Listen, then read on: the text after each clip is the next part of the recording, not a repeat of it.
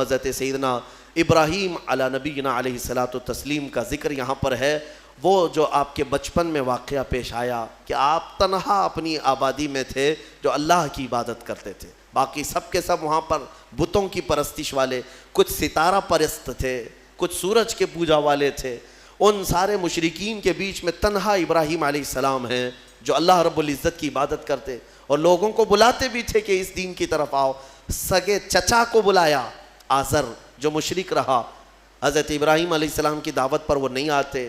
بتوں کا تو ایک بہت بڑا میلہ لگتا تھا, اتنے بڑے وہاں پر تراشے ہوئے ان کے اپنے خدا تھے جن کے پاس منتیں مانگی جاتی, اعتکاف کرتے, نظر و نیاز کرتے, اس زمانے کے جیسے طریقے تھے ان کے. ایک مرتبہ ایسا ہوا کہ وہ لوگ پورے کے پورے گاؤں کے باہر میلے میں گئے تھے اور گاؤں میں کوئی نہیں تھا. ابراہیم علیہ السلام اکیلے آئے یہ جھوٹے خداؤں کے پاس, کلاڑی اپنے ہاتھ میں لے کر ایک ایک کو مارتے اور گراتے چلے گئے, سب کو توڑتے چلے گئے اور ان سے کہتے بھی تھے کہ میں مار رہا ہوں, بچا لو اپنے آپ کو. کون بچاتا؟ وہ اپنے جسم سے مکھی نہیں ہٹا سکتے. پھر اس کے بعد سارے لوگوں کو زمین بوس کر کے بڑے بت کے گلے میں کلاڑی لٹکا دیا. جو سب سے بڑا تھا اس کے گلے میں کلاڑی لٹکایا اور واپس چلے آئے. شام کو جب لوگ آئے گاؤں والے, اپنے خداؤں کا یہ حشر دیکھا تو آگ بگولا ہو گئے. یہ سب ایسی درگت کس نے بنائی ان کی؟ قرآن میں اللہ تعالیٰ فرماتا ہے قالوا من فعل هذا بآلهتنا, سب کہنے لگے کہ کس نے کیا ہمارے خداؤں کے ساتھ ایسے. پھر سب آپس میں بات کرنے لگے, قالوا سمعنا فتى يذكرهم يقال له ابراہیم, ہم نے سنا ہے کہ ایک نوجوان رہتا ہے جس کا نام ابراہیم ہے, اسی نے کیا ہوگا, وہ اکیلا نہیں آیا تھا ہمارے ساتھ. تو لوگوں نے کہا بلاؤ اس کو. بادشاہ وقت کے سامنے بلایا گیا اور پوچھا گیا اَأَنْتَ فَعَلْتَ هَذَا بِآلِهَتِنَا یا ابراہیم, اے ابراہیم ہمارے خداؤں کے ساتھ تو نے ایسا کیا ہے؟ یہ سب ایسی درگت ان کی تو نے بنائی, سب ٹکڑے ٹکڑے نیچے گرے ہوئے ہیں. قَالَ بَلْ فَعَلَهُ كَبِيرُهُمْ, ابراہیم علیہ السلام نے کہا نہیں, ان کے بڑے نے کیا ہے, ان کے ساتھ ان کے بڑے نے کیا ہے. بڑا بہت موجود تھا نا, بڑا جس کی کلاڑی گلے میں لٹک رہی تھی. تو لوگ حیرت میں رہ گئے کہ ایک بڑے نے چھوٹوں کو سب کو کیسے مار دیا. ابراہیم علیہ السلام نے ذو معنی بات کی تھی, یعنی جس کو دو معنی والی بات کہا جاتا ہے. وہ تو جاہل سمجھ رہے تھے کہ ابراہیم نے کہا ہمارے بڑے خدا نے سب ایسا کیا, جبکہ ابراہیم علیہ السلام کی نیت یہ تھی کہ ان کا بڑا تو میں ہی ہوں, ان کا بڑا میں ہی ہوں, ان کے بڑے نے کیا ہے. آپ سچ ہی بول رہے تھے. لوگوں نے کہا ان کا بڑا ایسا کیسے کر سکتا ہے, ایسے کیسے کر سکتا ہے؟ تو آپ نے کہا باقی تو سب مرے ہیں, ایک تو کھڑا ہے, اس سے پوچھو کس نے کیا. ایک تو ابھی باقی ہے نا, اسی سے پوچھو باقی سب کے ساتھ ایسے کس نے کیا. تو سب غصے میں لال پیلے ہو گئے, کہا کہ تم ہمارے خداؤں کے بارے میں ایسی ایسی باتیں کرتے ہو. تو ابراہیم علیہ السلام نے کیا جملہ کہا کہ اُفٍّ لَكُمْ وَلِمَا تَعْبُدُونَ مِن دُونِ اللَّهِ أَفَلَا تَعْقِلُونَ, لعنت ہے تم لوگوں پر اللہ کے سوا دوسروں کی عبادت کرتے ہو, ایسوں کی جو نہ اپنے آپ کو بچا پا رہے ہیں, نہ کسی کو نفع دے سکتے ہیں, نہ نقصان دے سکتے ہیں, ایسوں کی عبادت کرتے ہو. اب ظاہر سی بات ہے حق بات کڑوی ہوتی ہے, کڑوی لگتی ہے, ہوتی نہیں ہے, لگتی ہے. کچھ لوگوں کو جن کو قبول نہ کرنا ہو, اور غصے میں ان لوگوں نے ابراہیم علیہ السلام کے خلاف ایک محاذ چھیڑ دیا. حکم ہوا کہ ایک آگ لگائی جائے اور انہیں جلایا جائے. یہ سن نہیں پاتے ہیں, حالانکہ جو حقیقت ہے وہ بتاؤ تو لال پیلے ہو جائیں گے, غصے میں آ جائیں گے. یہ برسوں سے چلا آ رہا ہے, برسوں سے ایسا ہے.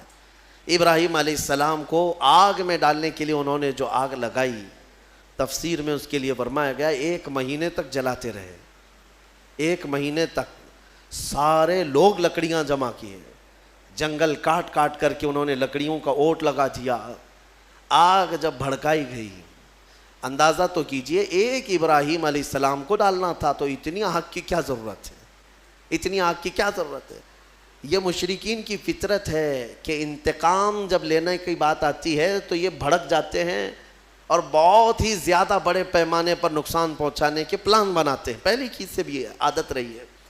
اتنی بڑی آگ لگائی, یہاں تک کہ اوپر سے اگر کوئی پرندہ بھی جاتا تو جل جاتا, اس آگ کی گرمی اتنی تھی. اور سب سے پہلے ان لوگوں نے منجنیق بنائی. منجنیق جس میں پتھر رکھ کر کے جو توپ ہوتا ہے نا, توپ جس طرح اڑاتے ہیں, وہ ابراہیم علیہ السلام کے لیے بنائی گئی سب سے پہلے, کیونکہ قریب میں جا کر کے ڈالے گا کون آگ میں, جو قریب جاتا وہ بھی جل جاتا. کافی دور 1 میل تک اس کی گرمی آ رہی تھی. منجنیق میں ابراہیم علیہ السلام کو رکھ کر کے اڑایا گیا تاکہ آگ میں وہ اچھل کر کے جائیں. قریب تک تو کوئی جا نہیں سکتا تھا. انہوں نے منجنیق میں رکھ کر کے ابراہیم علیہ السلام کو اڑایا. جب ابراہیم علیہ السلام آگ میں گرے جا رہے تھے تو اللہ رب العزت نے جبرائیل امین کو بھیجا کہ فوراً جاؤ ابراہیم کے پاس اور ان کو آگ سے بچاؤ. جبرائیل آئے اور کہنے لگے الک حاجت یا خلیل اللہ, اے اللہ کے خلیل کوئی حاجت ہو تو بتا دیں, آگ میں گرنے کے قریب ہیں. ابراہیم علیہ السلام کہتے ہیں حاجت تو ہے مگر تم سے نہیں, میرے رب ذوالجلال سے. یہ توکل تھا, یقین تھا. اللہ تعالیٰ فوراً فرماتا ہے قلنا یا نار کونی بردن و سلاما علی ابراہیم, ہم نے کہا اے آگ ابراہیم پر ٹھنڈی ہو جا, سلامتی والی ہو جا. اللہ کا یہ حکم تھا یا نارو, اے آگ. اس وقت حضرت ابراہیم علیہ السلام کے لیے جو جلائی گئی تھی آگ, وہ دکھ تو رہی تھی آگ, لیکن اندر سے ایسی ٹھنڈی تھی جیسے کسی باغیچے کی ٹھنڈی ہوا. ابراہیم علیہ السلام اس میں کئی دنوں تک رہے اور آپ کے جسم تو دور کی بات, آپ کے کپڑے کا رواں تک نہیں جلا. اور اتنا ہی نہیں, روایات میں ملتا ہے کہ اس زمانے میں پوری دنیا میں جہاں جہاں آگ جل رہی تھی ساری آگ ٹھنڈی ہو گئی تھی, کیونکہ اللہ نے فرمایا یا نارو, اے آگ ٹھنڈی ہو جا. تو ہر آگ نے یہ محسوس کیا کہ یہ حکم میرے لیے تو نہیں ہے. دنیا میں جہاں جہاں آگ جل رہی تھی سب ٹھنڈی ہو گئی. ابراہیم علیہ السلام کے لیے ٹھنڈی کی گئی تھی ایک آگ, لیکن دنیا کی ہر آگ ٹھنڈی ہوئی ہے. اسی لیے ہمارا یہ عقیدہ ہے کہ اللہ تبارک و تعالی جب اپنے محبوب بندوں کی محبت میں رحمتیں اتارتا ہے یا ان کے آس پاس سے عذاب اٹھاتا ہے تو جو قریب میں ہوتا ہے سب کو بھی وہ برکت میسر آ جاتی ہے, وہ برکت مل جاتی ہے. ابراہیم علیہ السلام کئی دنوں تک وہاں رہے اور اس کے بعد آگ بجھائی گئی, اور جب آگ کو ٹھنڈا کیا گیا تو ابراہیم علیہ السلام اپنے کپڑے جھاڑتے ہوئے کئی دنوں کے بعد آگ سے باہر آ رہے ہیں. میرے عزیزو, وہاں کیسے رہے آپ؟ یہاں تک کہ روایات بتاتی ہیں کہ ابراہیم علیہ السلام کو اس آگ کے اندر پھل بھی ملتے تھے, غذا بھی ملتی تھی, پانی بھی ملتا تھا, ساری نعمتیں ملتی تھی, اور کھاتے بھی رہتے تھے, پیتے بھی رہتے تھے. یعنی ابراہیم علیہ السلام کے لیے اللہ تعالیٰ نے وہ مکمل ایک بہترین آرام دہ باغیچہ بنایا. یہ مولا کی شان ہے, وہ جب آگ کو چاہے ٹھنڈا فرمائے اور کبھی ٹھنڈے کو چاہے تو وہ آگ بھی بناتے, اس کی قدرت کے فیصلے. ابراہیم علیہ السلام جب باہر آئے تو جانتے ہیں وہاں پر موجود لوگ جنہوں نے دیکھا وہ ابراہیم علیہ السلام پر ایمان لے آئے. اب ابراہیم علیہ السلام کے اس معجزے کے بعد گاؤں والے اور پریشان ہو گئے, جس کو ہم ہمیشہ کے لیے ختم کرنا چاہ رہے تھے, اب تو یہ آگ سے باہر آنے کے بعد ہمارا آدھا گاؤں اپنے دین میں لے لیا ہے. اور ابراہیم علیہ السلام کے پیروکار اور بڑھ گئے. پھر وہاں سے ہجرت کر کے آپ کو بابل, یہ شہر عراق کا ہے, بابل, آج بھی وہ عراق کا شہر موجود ہے. بابل, انگلش میں اس کو بیبیلون کہتے ہیں, دنیا کی سب سے پرانی آبادی جہاں ہے. یہاں سے ہجرت کر کے پھر ابراہیم علیہ السلام فلسطین آئے جو مصر کا حصہ تھا. عزیزان گرامی, اس میں 2 باتیں یہاں پر نقل کی جاتی ہیں. ایک بات تو یہ ہے کہ سارے لوگ جو وہاں پر ابراہیم علیہ السلام کو آگ لگانے میں مصروف تھے وہ کیا ہوئے؟ آگ جب بجھی ایک ہی دن کے اندر اللہ نے اس قوم پر ایسا عذاب نازل کیا کہ ان کے جسم زندگی میں ہی سڑ گئے, ایسے کہ ان کی انگلی لگاؤ تو گوشت نکل جائے. گلن ہو گئی, سڑن ہو گئی. ایک شام تک پوری آبادی سڑ گئی اور گل گئی, سب کے سب ہلاک و برباد ہوئے. جنہوں نے اللہ کے نبی کو آگ میں ڈالا تھا ان کا برا انجام, وہ عذاب میں گرفتار ہوئے. ہاں, ایک بات یہ بھی میں بتا دوں کہ جن لوگوں نے ابراہیم علیہ السلام کی حمایت کی تھی اللہ نے ان کو اپنی محبت سے بھی نوازا اور عنایتوں سے بھی نوازا. روایت میں 2 جانوروں کا بھی ذکر آتا ہے, 2 جانوروں کا, ایک مینڈک کا اور ایک گرگٹ کا, اور چھپکلی کا بھی ہے. کہ گرگٹ نے یہ پھونک پھونک کر کے آگ کو بڑھانے کی کوشش کی اور مینڈک نے تھوک تھوک کر کے پانی آگ کو بجھانے کی کوشش کی کہ اللہ کے نبی ہیں. یہ آپ اندازہ کریں گرگٹ کے پھونکنے سے نہ آگ بڑھنے والی ہے, مینڈک کے تھوکنے سے نہ آگ بجھنے والی, لیکن دونوں نے اپنے اپنے کاموں سے اپنی قسمت بنا لی. گرگٹ کی ہمیشہ یہ قسمت بن گئی کہ میرے آقا صلی اللہ علیہ وسلم نے فرمایا یہ گستاخ نبی ہے, جہاں اسے پاؤ مار ڈالو, اور ایک مار میں مارو تو زیادہ ثواب ہے, ثواب ہے اس کو. اور مینڈک کے بارے میں فرمایا خبردار اس کو کہیں دیکھو تو مارو مت, اس لیے کہ یہ اللہ کے نبی کی حمایتی ہے. اللہ کے نبی کے لیے یہ دعا کر رہی تھی, تھوک کر کے آگ بجھانے کی کوشش کر رہی تھی. ایک جانور پر ہمیشہ کے لیے اللہ کی رحمت اور ایک پر اللہ کا غضب. اس سے اندازہ ہوتا ہے کبھی کبھار کاموں سے کچھ ہوتا نہیں ہے, بگڑتا کچھ نہیں ہے, لیکن انسان اپنی تاریخ بدل جاتا ہے. آج میں یہی کہنا چاہوں گا, کسی ظالم نے اگر میرے نبی کی شان میں بھونکا ہے یا قرآن پر انگلی اٹھایا ہے تو قرآن کا بھی کچھ نہیں ہونا اور رسول کی عزت کا بھی کچھ نہیں ہونا, لیکن ان ظالموں نے اپنی قسمت بنا لی, ہمیشہ کے لیے مردود اور ملعون ہو گئے. اور تمہارے لیے میں کہتا ہوں, دو جملے اگر تم نے حضور کی شان میں بیان کر دیے, قرآن کی شان میں بیان کر دیے, تو یہ بھی میں بتا دوں نہ رسول کی شان تمہارے بولنے سے بڑھنے والی, نہ قرآن کی شان بڑھنے والی. ان کی شان تو خود میرے مولا نے بڑھا رکھی ہے. ہاں لیکن اتنا ہوگا کہ ان تمہارے دو جملوں سے تم بھی قیامت تک اپنی قسمت بنا لے جاؤ گے. ہاں تم پر لوگ آئیں گے, رحمتوں کے پھول برسائیں گے. ہاں ایک زمانے میں کوئی آیا تھا جب کوئی گالی دے رہا تھا میرے مصطفیٰ کو کہ پیٹھ پیچھے کا علم نہیں, لیکن ایک عاشق تھا جو کہہ رہا تھا اور کوئی غیب کیا تم سے نہا ہو بھلا, جب نہ خدا ہی چھپا تم پہ کروڑوں درود. دیکھیں یاد ہے 100 سال گزر گئے بریلی کے امام کو دنیا سے گئے ہوئے, لیکن آج بھی جب مجمع میں اس اعلیٰ حضرت کا ذکر آتا ہے تو ایسا لگتا ہے کہ مجمع میں ایک جان سی پڑ گئی ہے, روح آ گئی ہے. کیوں؟ اس لیے کہ اپنے زمانے میں قلم ہی تو اٹھایا تھا, قلم ہی اٹھایا اور اپنے گھر پر بیٹھ کر کے دفاع کیا رسول پاک کی عزت کا. اسی لیے میں کہتا ہوں یہ مت سمجھنا کہ تمہارے کہنے سے کیا ہونے والا ہے, تمہارے بولنے سے کیا ہونے والا ہے. ارے میں تو ایک چھوٹا آدمی, حضور کی شان میں بول کر کے کیا کر لوں گا, باقی بڑے بڑے نکارے بج رہے ہیں. ایسا نہیں ہے میرے عزیزو. مینڈک نے صرف 2 بوند تھوکے تھے, لیکن صدیاں گزر گئی, آج بھی اس پر اللہ کی رحمت ہے. آگ بجھانے کی کوشش کی تھی, نبی کی حمایت کی تھی, اللہ نے آج تک اس پر رحمت کی ہے. اسی طرح آپ بھی اپنی قسمت کا حصہ لے سکتے ہو.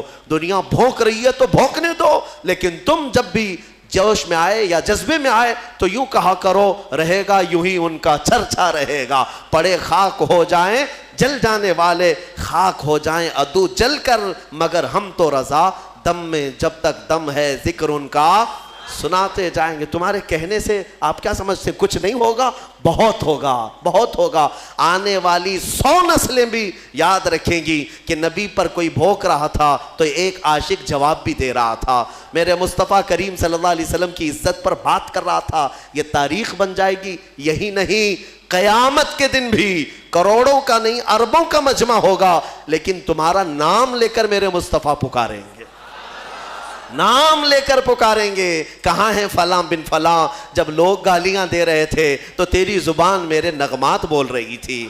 جب لوگ ہرزہ سرائی کر رہے تھے تو کوئی کہہ رہا تھا محمد سید الکونین والثقلین والفریقین من عرب ومن عجم.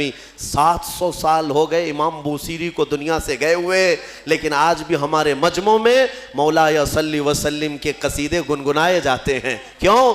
اس لیے کہ وہ ایک چٹائی پر بیٹھ کر کے ہی میرے مصطفیٰ کی شان بیان کیا.